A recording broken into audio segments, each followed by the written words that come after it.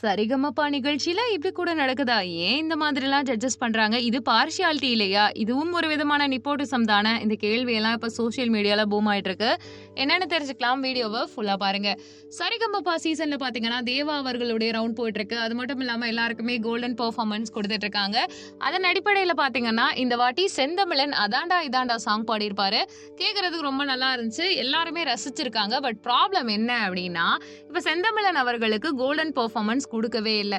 இனியாவை compare பண்றப்ப இவர் இதை விட நல்லா பாடியிருக்காரு. பட் இனியாவுக்கு கொடுத்தது ஏன் கொடுக்கவே இல்லை இப்ப செந்தமிழனுக்குன்னு ஒரு கேள்வி வந்திருக்கு. ஒருவேளை அவங்க செலிபிரிட்டி பசங்க அப்படின்றனாலயான்ற ஒரு டவுட்டும்.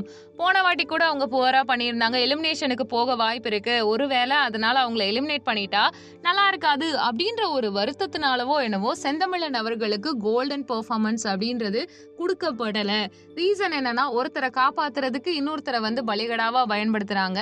இந்த மாதிரியே பண்ணிட்டு நல்லா பெர்ஃபார்ம் பண்ற செந்தமிழன் ஒருவேளை வெளியில போயிட்டாரு அப்படின்னா கண்டிப்பா சோசியல் மீடியா பார்த்துட்டு இருக்காது. ஏன்னா ஒருத்தருடைய டேலண்ட் அப்படின்றது நம்ம கண்ணுக்கு நல்லாவே தெரியுது.